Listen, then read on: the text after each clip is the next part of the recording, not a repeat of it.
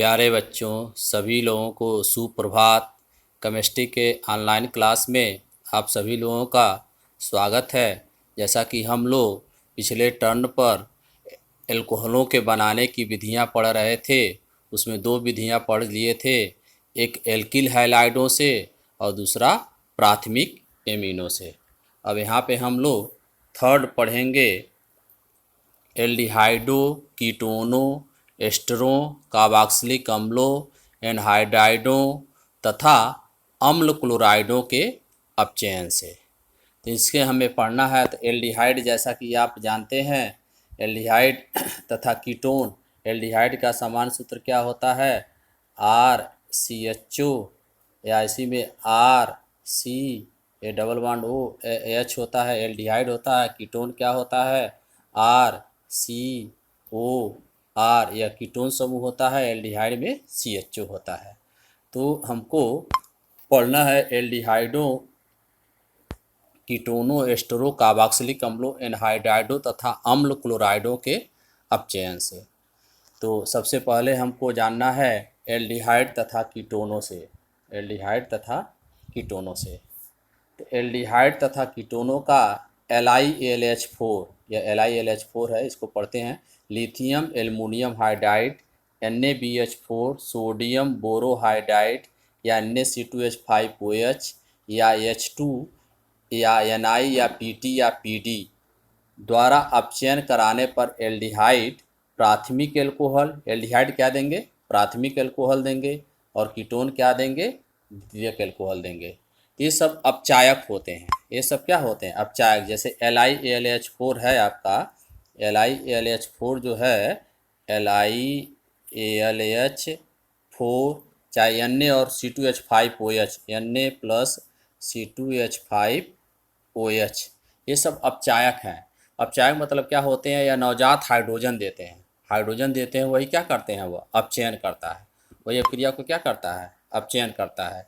तो यहाँ पे देखेंगे एल्डिहाइड है RCOH या RCHO, तो यहाँ पे दो हाइड्रोजन जुटेगा। वही अपचायक जैसे जो होंगे, आप अपचायक यहाँ देखेंगे लिखा गया था। अपचायक में कोई भी ले सकते हैं, lithium aluminium hydride, sodium borohydride, यह या यह कोई भी ले सकते हैं आप।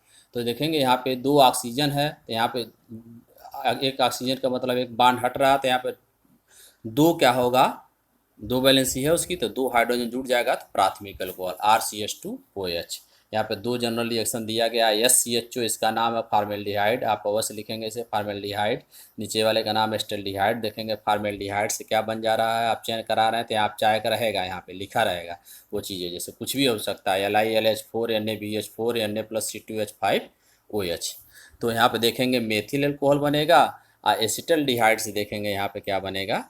Ethyl alcohol. तो यहाँ नाम भी आप लिखेंगे, नाम भी क्या करेंगे? यहाँ पे आप लिखेंगे। तो यह प्राथमिक अल्कोहल देते हैं एल्डिहाइड। यहीं पे देखेंगे यहाँ पे कीटोन जो है, कीटोन जैसे है RCOR-, कीटोन में CO समूह है। कीटोन में भी वही अपचायक जैसे प्रयोग होते हैं जो ऊपर दिया गया है। तो इसमें देखेंगे एक ऑक्सीजन के जगह पे क्या हो जाएगा? डबल बॉन्ड हटेगा, तो दो हाइड्रोजन जुड़ जाएगा, एक C से और एक S से। तो द्वितीयक अल्कोहल बन रहा RCHOH-R-। यह एग्जाम्पल लिया गया एसीटोन का। क्या लिया गया? एसीटोन का। तो इसमें दो हाइड्रोजन जुड़ जाएगा, यहाँ पे अपचायक रहेगा, तो क्या बन जाएगा? CH3CHOH इसका नाम क्या हो जाएगा? Isopropyl alcohol. तो देखेंगे ऐसे एल्डिहाइड जो होते हैं प्राथमिक एल्कोहल देते हैं, कीटोन जो होते हैं द्वितीयक एल्कोहल। इसमें ये सब चीज़ें इम्पॉर्टेंट है, आप उसको याद करेंगे। ठीक है। अब आगे देखेंगे आप, इसमें दूसरा है एस्टरों से। दूसरा क्या है? एस्टर है। तो एस्टर का फार्मूला क्या होता है? देखेंगे RCOOR- या RCOOR-। तो CO में देखेंगे यहाँ पे क्या है? एक ऑक्सीजन डबल बॉन्ड से जुड़ा है। तो इसमें अपचायक क्या होते हैं? Lithium aluminium hydride, Na plus C2H5OH या H2 या PT, PD या Ni होते हैं। अपचायक का काम होता है, ये क्या करते हैं? नवजात हाइड्रोजन देते हैं, वही हाइड्रोजन क्या करते हैं? इनका अपचयन करते हैं। तो एस्टर का अपचयन होता है, तो देखेंगे दो एल्कोहल बनता है, एक RCH2OH बन जाएगा और एक R-OH बन जाएगा। ठीक है। जैसा कि यहाँ पे देखेंगे एथिल एसीटेट का सूत्र CH3COO C2H5। यहाँ पे अपचायक नहीं लिखा गया है, आप मान लेंगे अपचायक 4H। एक बन जा रहा है CH3CH2OH और एक C2H5OH, दोनों एथिल एल्कोहल है, तो 2C2H5OH भी कर सकते हैं। यहाँ पे देखेंगे मेथिल एसीटेट का दिया गया है, तो मेथिल एसीटेट का सूत्र क्या है CH3COO C2H5। अब चयन हो रहा है, यहाँ पे 4 हाइड्रोजन जुड़ रहा है, तो एक देखेंगे एथिल एल्कोहल बन रहा है और एक क्या बन रहा है मेथिल एल्कोहल। ये तो हो गया आपका एस्टरों से। तो एस्टरों के अपचयन से जैसे ये चीज़ हो गया, अब आपको इसमें जानना है कार्बोक्सिलिक अम्लों से। कार्बोक्सिलिक अम्लों से, कार्बोक्सिलिक अम्ल का देखेंगे क्या है। कार्बोक्सिलिक अम्ल का सूत्र क्या होता है RCOOH। इसमें अपचायक होता है लिथियम एल्युमिनियम हाइड्राइड LiAlH4। उसी से अपचयित होते हैं, कठिनाई से थोड़ा होते हैं। इसमें 4 हाइड्रोजन जुड़ता है, तो देखेंगे RCH2OH और एक जल का अणु निकल जाता है। जैसे देखेंगे यहाँ पे एसिटिक एसिड CH3COOH है, इसके द्वारा जैसे यहाँ आप चाय लिखा गया वो LiLH4, तो क्या बन जाएगा एथिल एल्कोहल और जल। COOH का नाम क्या है फार्मिक एसिड। यहाँ आप चाय जैसे 4 हाइड्रोजन जुड़ रहा है, क्या बन जा रहा है फार्मिक एसिड से मेथिल एल्कोहल। तो ऐसा क्वेश्चन पूछ सकता है एसिटिक एसिड से एथिल एल्कोहल तो यह रिएक्शन लिखेंगे, और फार्मिक एसिड से मेथिल एल्कोहल तो यह रिएक्शन लिखेंगे। ये चीज़ें हो जाएगा, ठीक है।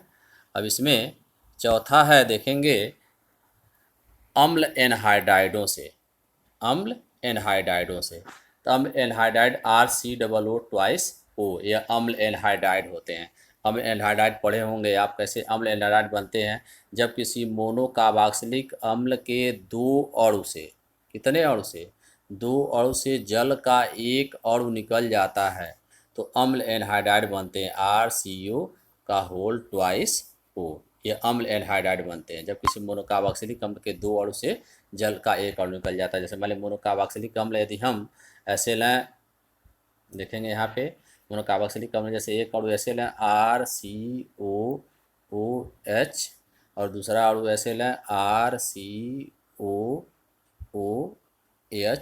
तो जल का अणु यदि निकल जाए यहाँ देखेंगे AH2O, यदि यह निकल जाएगा तो क्या प्राप्त होगा RCO प्राप्त होगा, फिर यहाँ RCO प्राप्त होगा और ये ऑक्सीजन ऐसे जुड़ जाएगा, हो जाएगा ना। तो यही ऐसे हो जाएगा, जैसे जब प्राप्त होगा तो यही ऐसे हो जाएगा RCOO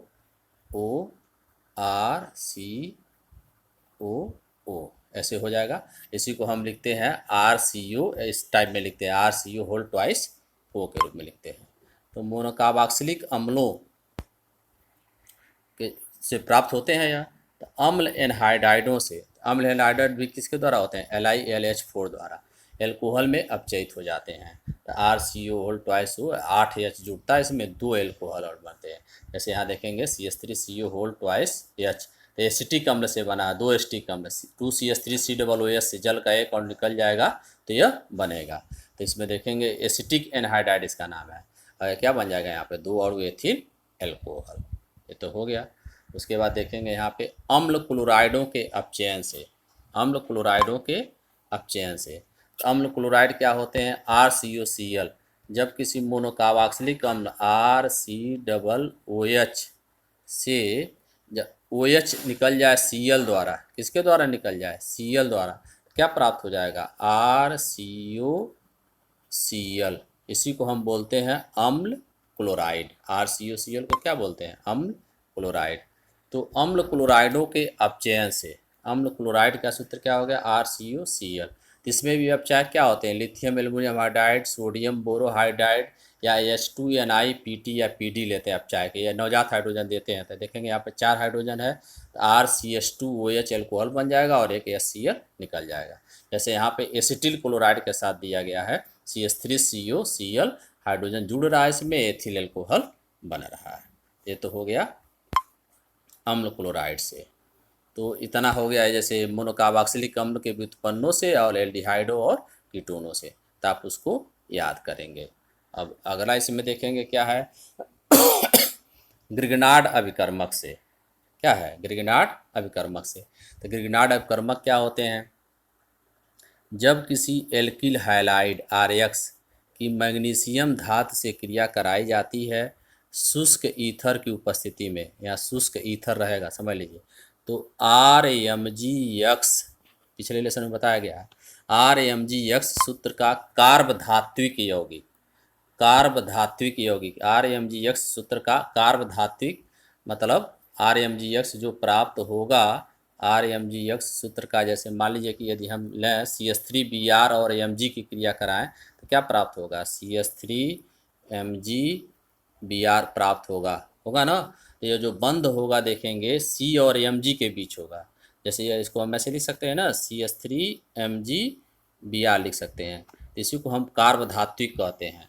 तो जब किसी एल्किल हैलाइड की RX की मैग्नीशियम धातु से क्रिया कराते हैं तो RMgX सूत्र का जो यौगिक प्राप्त होता है, RMgX सूत्र का यौगिक प्राप्त होता है, वही एल्किल हैलाइड कहलाता है, ठीक ना। सॉरी, वही ग्रिग्नार्ड अपकर्मक कहलाता है। उसका खोजकर्ता ग्रिग्नार्ड, विक्टर ग्रिग्नार्ड था, इसलिए उसके नाम पे उसको हम ग्रिग्नार्ड अपकर्मक कहते हैं।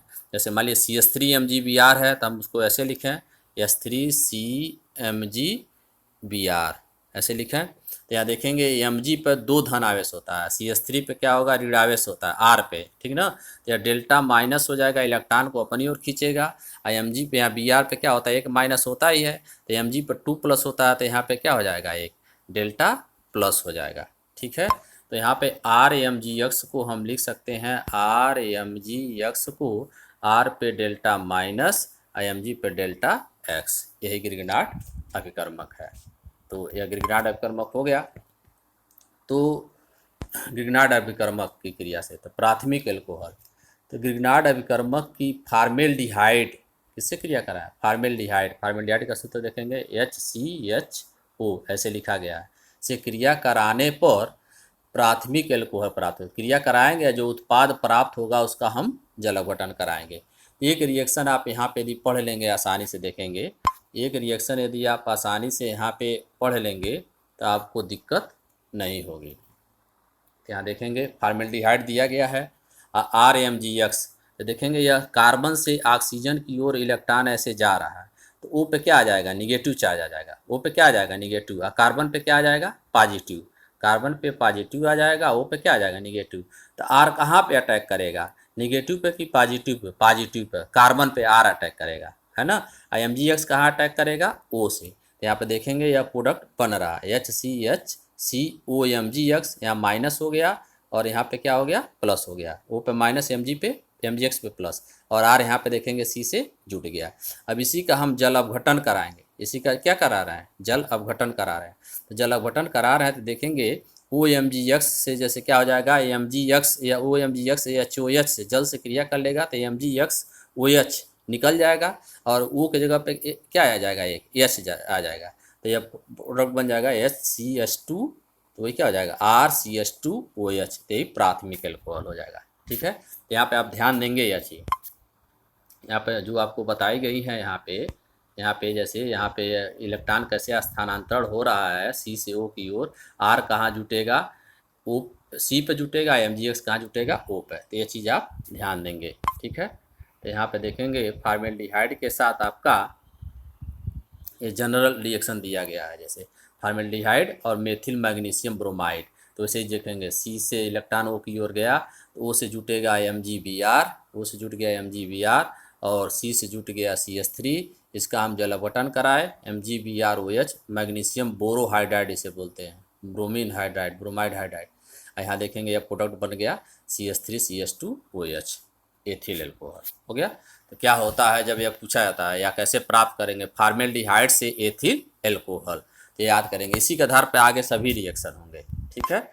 अब यहाँ पे देखेंगे द्वितीयक एल्कोहल, क्या चीज़, द्वितीयक एल्कोहल, तो अन्य एल्डिहाइड जो होगा, अन्य एल्डिहाइड की यदि हम क्रिया करा लें, अन्य एल्डिहाइड जैसे यहाँ पे देखेंगे, अन्य एल्डिहाइड की क्रिया यदि करा लें, अनएल्डिहाइड इसमें जैसे RCHO यहाँ दिया गया, ठीक ना, वैसे ही देखेंगे RMgX से, तो O पे क्या जाएगा, MgX जाएगा और C पे क्या जाएगा, R जाएगा, और उसका हम जल अपघटन कराएंगे तो देखेंगे RCHOH R', true degree alcohol प्राप्त होगा। मतलब अनएल्डिहाइड जब ग्रिग्नार्ड अपकर्मक से क्रिया करेंगे तो द्वितीयक एल्कोहल प्राप्त होगी, कौन सा एल्कोहल प्राप्त होगी, द्वितीयक एल्कोहल प्राप्त होगी। अन्य एल्डिहाइड जब ग्रिग्नार्ड अपकर्मक से क्रिया करेंगे तो, ठीक है। तो द्वितीयक एल्कोहल प्राप्त होगी। जैसे यहाँ पे देखेंगे दिया गया है यहाँ पे एसिटल्डिहाइड, किसके साथ दिया गया, CH3CHO, CH3MgBr, वैसे ही रिएक्शन कराया गया है। यहाँ पे द्वितीयक एल्कोहल CH3CHOH CH3, या इसी को हम बोलते हैं आइसोप्रोपिल एल्कोहल, ठीक है। तो ग्रिग्नार्ड अपकर्मक की अन्य एल्डिहाइडों से क्रिया कराकर प्राप्त उत्पाद का जल अपघटन कराने पर द्वितीयक एल्कोहल क्या होती है, प्राप्त होती है। ये चीज़ हो जाएगा। सेम यही है, जैसे देखेंगे अब कीटोनों से क्रिया जब कराते हैं तो तृतीयक एल्कोहल प्राप्त होती है। वही ग्रिग्नार्ड अपकर्मक से क्रिया कराएंगे RMGX से और उसका जल अपघटन कराएंगे तो क्या प्राप्त होगी हमें, तृतीयक एल्कोहल। यहाँ पे देखेंगे कीटोन क्या है, यहाँ देखें लिखा गया R1CO R2 RMGX, तो C से इलेक्ट्रॉन O की ओर जा रहा है तो O पे निगेटिव आएगा और C पे क्या आएगा, पॉजिटिव आएगा। तो MgX कहाँ जुटेगा, O पे, R कहाँ जुटेगा, C पे, जैसा कि यहाँ इसमें प्रदर्शित किया गया है, ठीक है। अब जल अपघटन कराएंगे तो क्या प्राप्त होगा, तृतीयक एल्कोहल यहाँ पे प्राप्त हुआ है। तो कीटोन की क्रिया जैसे यहाँ पे देखेंगे एसीटोन के साथ दिखाया गया है, किसके साथ दिखाया गया है, एसीटोन के साथ, CH3CO CH3 CH3MgBr, वैसे ही क्रिया कर लिया है। क्रिया कराने के पश्चात जल अपघटन कराया गया है। तो यहाँ देखेंगे CH3CH3CH3COH, इसी का नाम टर्शियरी ब्यूटिल एल्कोहल है। क्या साधारण नाम है इसका, टर्शियरी ब्यूटिल एल्कोहल है। तो ऊपर का जो रिएक्शन था ये बहुत ही इम्पॉर्टेंट था। ये अगला लेसन जब पढ़ेंगे आप एल्डिहाइड और कीटोन तो उसमें भी आएगा। आप इसको एक रिएक्शन लिख लेंगे तो उसके आधार पर सभी रिएक्शन इलेक्ट्रॉन का स्थानांतरण देख लेंगे। C से O की ओर हो रहा है तो RMGX में R कहाँ जाएगा, C पर, MgX कहाँ जाएगा, O पे। ये चीज़ आप ध्यान देंगे। अब इसमें बनाने की विधि में अंतिम विधि है एल्केनो से, किससे है, एल्कीनो से।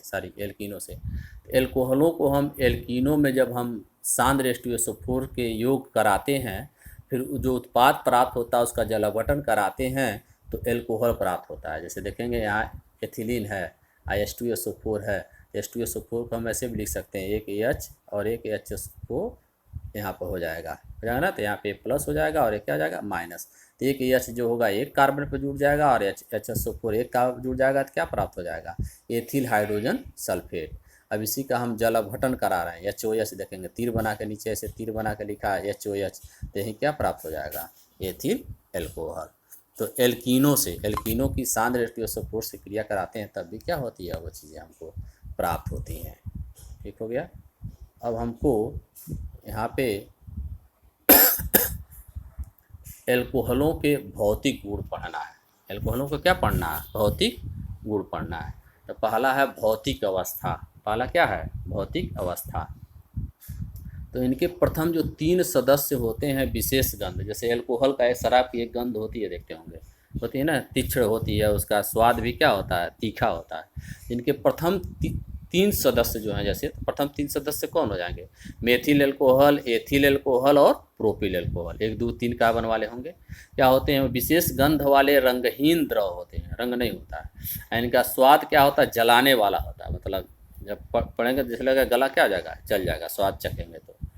इसके बाद जो होते हैं इसमें कार्बन 11 तक के सदस्य, मतलब C4 से लेके C11 तक, मतलब butyl alcohol, pentyl alcohol, hexyl alcohol जो भी होगा, वो क्या होते हैं, तेल जैसे गाढ़े द्रव होते हैं, ठीक है ना। और उससे उच्च सदस्य, मतलब कार्बन 12 से उच्च सदस्य क्या होते हैं, रंगहीन होते हैं और मोम के समान ठोस होते हैं। ठीक है अच्छी। तो ये तो हो गया एल्कोहल का पहला भौतिक गुण, भौतिक अवस्था। अब दूसरा इसका है, यहाँ पे देखेंगे, दूसरा जो है इसका क्वथनांक है। दूसरा क्या है, क्वथनांक है, ठीक ना, यह इम्पॉर्टेंट प्रॉपर्टी है। तो एल्कोहलों के अणुओं के मध्य अंतरा अणु हाइड्रोजन बंध के कारण इनके अणु संगुणित हो जाते हैं। इनके अणु, एक अणु क्या हो गए दूसरे अणु से जुड़ते चले जाते हैं, जिससे संगुणित अणुओं को तोड़ने के लिए अधिक ऊर्जा की आवश्यकता होती है। इसी कारण एल्कोहलों के क्वथनांक अपने समाई ईथरों एवं लगभग समान अणुभार वाले एल्केनों के क्वथनांक से क्या होते हैं, उच्च होते हैं ना। जैसे इसमें देखेंगे एल्कोहल जो होते हैं ROH को हम ऐसे भी लिख सकते हैं, यहाँ पे देखेंगे आप ROH को हम ऐसे भी लिख सकते हैं ROH। तो O की विद्युत ऋणात्मकता अधिक होती है तो इस पर डेल्टा माइनस हो जाएगा, इस पर क्या हो जाएगा डेल्टा प्लस। पुनः दूसरा जो ROH होगा ROH, यह जो धनावेशित हाइड्रोजन परमाणु होगा एक प्रोटॉन की तरह से व्यवहार करने लगेगा और दूसरे जो ऋणावेशित ऑक्सीजन परमाणु होगा इसके साथ हाइड्रोजन बंध बना लेगा। हाइड्रोजन बंध को ऐसे प्रदर्शित करते हैं 3 डॉटेड लाइन से, यही H बांड हो जाएगा ना, यही H बांड हो जाएगा। तो हाइड्रोजन बंध के कारण जैसे देखेंगे यहाँ पे यह प्रदर्शित किया गया है यहाँ पे, हाइड्रोजन बंध के कारण एल्कोहल के अणु एक दूसरे से संगुणित हो जाते हैं, जुड़ जाते हैं। संगुणित हो जाते हैं तो उनके अणुओं को तोड़ने के लिए क्या होती है, अधिक ऊर्जा की आवश्यकता होती है। इसीलिए इनके जो क्वथनांक होते हैं अपने समावी, इनके समावी ईथर होते हैं। जैसे मान लीजिए कि एथिल अल्कोहल C2H5OH है, इसका समावी ईथर क्या हो जाएगा CH3OCH3, वही अणु सूत्र होगा ना CH3OCH3। तो उससे क्या होते हैं, अधिक होते हैं, और एल्केनों से भी क्या होते हैं, अधिक होते हैं इनके क्वथनांक। ठीक है, तो यहाँ पे ये दिया गया है। ठीक है, उसके बाद देखेंगे इसमें नोट करके दिखा गया है, नोट करके लिखा गया है यहाँ पे। पहला नोट क्या है, अणुभार बढ़ने के साथ इनके क्वथनांक एवं गलनांक क्या होते हैं, बढ़ते हैं। अणुभार बढ़ेगा, जैसे मेथिल अल्कोहल से किसका अधिक होगा, एथिल अल्कोहल, एथिल अल्कोहल से किसका अधिक होगा, प्रोपिल अल्कोहल। जैसे अणुभार बढ़ेगा तो उनके क्वथनांक एवं गलनांक क्या होंगे, बढ़ेंगे। ठीक है, दूसरा इसमें नोट्स है 1 डिग्री 2 डिग्री एवं 3 डिग्री एल्कोहलों के क्वथनांकों का घटता हुआ क्रम। सबसे अधिक क्वथनांक क्या होगा, समान अणुभार होगा तब 1 डिग्री एल्कोहल का अधिक होगा उस 2 डिग्री एल्कोहल से, और 2 डिग्री एल्कोहल का अधिक होगा 3 डिग्री एल्कोहल से। ये तो हो गया, इस पर क्वेश्चन पूछा जाता है एल्कोहलों के क्वथनांक अपने स्वयंवायु ईथरों के क्वथनांक से अधिक होते हैं क्यों। तो इसका उत्तर यही होगा कि एल्कोहलों के अणुओं के मध्य अंतरा अणुक हाइड्रोजन बंध पाया जाता है, जिससे उसके अणु संगुणित हो जाते हैं और उनको तोड़ने के लिए अधिक ऊर्जा की आवश्यकता होती है। जबकि ईथरों के और एल्केनों के अणुओं के मध्य अंतरा अणुक हाइड्रोजन बंध नहीं पाया जाता है, इसलिए उनके क्वथनांक क्या होते हैं, कम होते हैं। ये तो हो गया आपका क्वथनांक का। अब आएंगे आप, इसमें अगला पॉइंट होगा विलेयता, ये भी इम्पॉर्टेंट है। तो एल्कोहलों के प्रारंभिक सदस्य मतलब methyl alcohol, ethyl alcohol, propyl alcohol जो होते हैं ये जल में अधिक विलेय होते हैं, क्योंकि एल्कोहलों में जो OH समूह उपस्थित होता है वो जल के अणुओं के साथ आसानी से हाइड्रोजन बंध बना लेता है। जल के अणुओं के साथ क्या करता है, आसानी से हाइड्रोजन बंध बना लेता है। जैसा कि आप देखेंगे यहाँ ROH दिया गया है तो O पे डेल्टा माइनस है, H पे क्या है, डेल्टा प्लस है। और जल का अणु यहाँ दिखाया गया है HOH, O पे डेल्टा माइनस, H पे प्लस है। तो यहाँ पे क्या करेगा, H हाइड्रोजन एक जो होगा यह हाइड्रोजन प्रोटॉन की तरह व्यवहार करेगा, इस ऑक्सीजन के साथ क्या करेगा, यहाँ पे देखेंगे हाइड्रोजन बंध बना लिया, जैसा कि ऊपर दिखाया गया है। तो एल्कोहल जो होते हैं जल के अणुओं के साथ आसानी से हाइड्रोजन बंध बना लेते हैं, इसीलिए ये क्या होते हैं, जल में विलेय होते हैं। ठीक है, और अणुभार बढ़ने के साथ जैसे जैसे अणुभार बढ़ेगा, जैसे देखेंगे अणुभार बढ़ेगा मतलब क्या होगा, आर का अणुभार बढ़ेगा ना, जैसे मेथिल अल्कोहल के लिए CH3 होगा, एथिल अल्कोहल के लिए C2H5 हो जाएगा, प्रोपिल अल्कोहल के लिए C3H7 होगा, ऐसे ही होता जाएगा। तो अणुभार जब बढ़ेगा तो एल्कोहलों की जल में विलेयता क्या होगी, घटती जाएगी। जल में विलेयता क्या होगी, घटती जाएगी, क्योंकि जब अणुभार बढ़ेगा तो उसका आर बढ़ता जाएगा, आर बढ़ता जाएगा तो जो OH इसके साथ जुड़ा रहेगा वह हाइड्रोजन बंध बनाने में जल के साथ क्या करेगा, वह रोकेगा, ऐसा ना, मतलब उसमें एल्केन का लक्षण आता जाएगा, इसीलिए क्या होगा, उसकी जल की विलेयता घटती जाएगी। ठीक है, तो अणुभार बढ़ने के साथ एल्कोहलों की जल में विलेयता घटती है। क्यों घटती है, क्योंकि उसमें R समूह बढ़ता है जिसके कारण उसमें एल्केनों का लक्षण अधिक आया जाता है। ठीक है, अब इससे संबंधित कुछ यहाँ पे आपको प्रश्न मैं दिया हूँ, जैसे देखेंगे तो प्रश्न फर्स्ट क्या है, जल में पूर्णतया विलेय यौगिक है, 4 चीज़ें दिया गया है, एक CCl4 carbon tetrachloride, B C2H5OH, C CHCl3 और D क्या है, बेंजीन। तो पूर्णतया विलेय कौन होगा इसमें, एथिल अल्कोहल C2H5OH, क्योंकि वह जल के साथ आसानी से हाइड्रोजन बंध बना लेगा और पूर्णतया विलेय होगा। दूसरा प्रश्न इसमें दिया गया है, सर्वाधिक क्वथनांक किसका है? तो पहला दिया गया एथिल एल्कोहल, देखेंगे चारों के और भार लगभग क्या होंगे, समान होंगे। Ethyl alcohol, dimethyl ether, नाम से भी दिया जा सकता है, ethyl alcohol, dimethyl ether और मेथिल क्लोराइड और प्रोपेन। तो एल्कोहल के अणुओं के मध्य क्या होता है, हाइड्रोजन बंद होता है, अंतराणु हाइड्रोजन बंद होता है, इसलिए इसका सर्वाधिक क्वथनांक किसका होगा, एल्कोहल का, एथिल एल्कोहल का। अगला प्रश्न इसमें दिया गया, देखेंगे प्रश्न 3, एथिल एल्कोहल एवं डाई एथिल ईथर में किसका क्वथनांक अधिक होगा और क्यों? इसका उत्तर वही होगा, एथिल एल्कोहल एवं डाई मेथिल ईथर में एथिल एल्कोहल का क्वथनांक अधिक होगा, क्योंकि एथिल एल्कोहल के अणुओं के मध्य अंतरा अणुक हाइड्रोजन बंध पाया जाता है, जिससे उसके अणु क्या होते हैं, एक दूसरे से संगुणित हो जाते हैं और उसको तोड़ने के लिए अधिक ऊर्जा की आवश्यकता होती है। जबकि डाई मेथिल ईथर मतलब CH3 के अणुओं के मध्य अंतराणु हाइड्रोजन बंध नहीं पाया जाता है। जैसा कि ऊपर दिखाया गया, आप वही उत्तर देखेंगे। अगला प्रश्न है, एल्कोहलों के क्वथनांक अपने संगत एल्केनों से क्या होते हैं, अधिक होते हैं, क्यों? तो ऊपर मैं यह बताया हूँ, क्योंकि एल्कोहलों के अणुओं के मध्य अंतराणु हाइड्रोजन बंध पाया जाता है। अगला प्रश्न है, किसी एल्कोहल को जल में विलय करने पर किस प्रकार के बंधों का निर्माण होता है, स्पष्ट कीजिए। तो किसी एल्कोहल को जल में विलय करते हैं तो एल्कोहल के हाइड्रॉक्सी समूह OH समूह जल के साथ क्या करते हैं, अंतराणु हाइड्रोजन बंध बना लेते हैं, जिसके कारण वो क्या हो जाते हैं, विलय हो जाते हैं। तो बच्चों ये सब चीज़ देखेंगे, बहुत ही इम्पॉर्टेंट टॉपिक है, इम्पॉर्टेंट गुण बताया गया है। तो आज देखेंगे कुछ बनाने की विधियाँ आपको बताई गई, उसके साथ ही साथ इसके इम्पॉर्टेंट भौतिक गुण बताए गए। तो आप इसको PDF भी भेजा जाएगा, तो इसको आप नोट्स अच्छी तरह से बना लेंगे। अगले टर्न पर आपको इसमें क्या किया जाएगा, इसका रासायनिक गुण बताया जाएगा। तो आज के टर्न में बस इतना ही। सभी लोगों का बहुत बहुत धन्यवाद।